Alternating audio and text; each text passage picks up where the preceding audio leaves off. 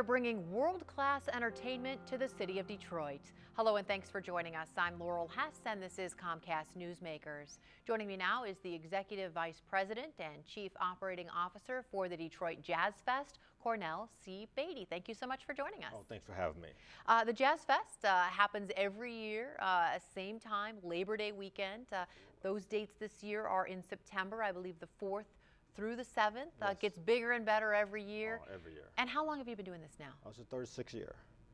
And it's interesting because, you know, every year we have this huge commitment to make sure that we're putting Detroit on the map. You know, Gretchen has this thing about keeping it free, making sure that everyone in Detroit has an opportunity to experience it. She feels like that it's such a woven part of the community, you know, that she needs to find a way to make sure that each year exceeds the year before.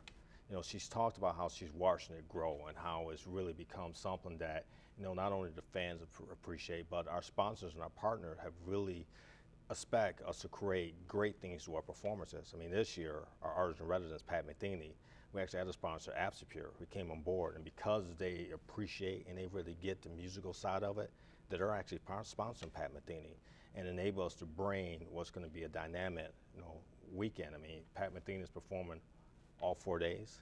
He's performing at each stage, and he's performing with some great artists. I mean, he's performing with some of our hometown favorites, such as Kenny Garrett. I mean, it's going to be outstanding. He's performing with Ron Carter. I can't imagine the fans walking away, and if they weren't fans before, becoming fans.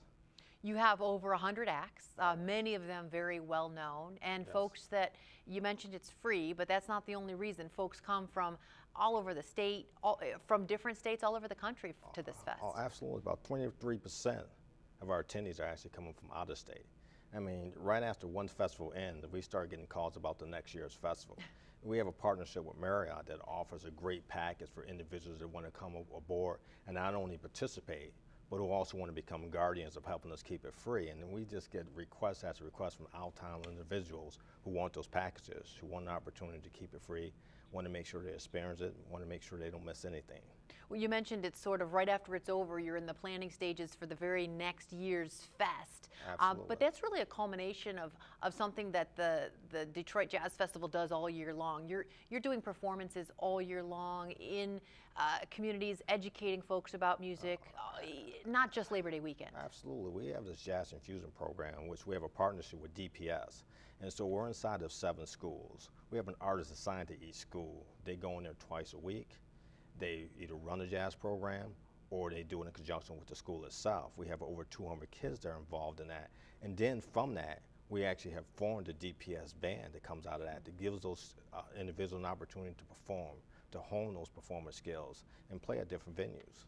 What can folks expect? I mean, obviously jazz music, right? But if folks Yes. have never been to a jazz fest or in a venue that played jazz, you don't necessarily have to already be a big jazz fan to really enjoy this entire weekend. Oh no, because the thing about it is, you know, the engagement, the vibe in the city, I mean, the fact that not only we're on Hart Plaza, but we're actually throughout the city, you know, and the fact that you're going to see people that are from this community. And so a lot of those fans are going to see individuals that they can cast at other venues, you know, and have opportunities to experience just the vibe of the city and the commitment to the city.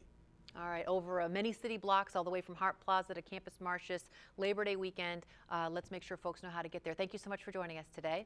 If you'd like more information on the Jazz Fest, you can head to DetroitJazzFest.com. Today's COMCAST Newsmaker was Cornell C. Batie, the Executive Vice President and Chief Operating Officer for the Detroit Jazz Fest.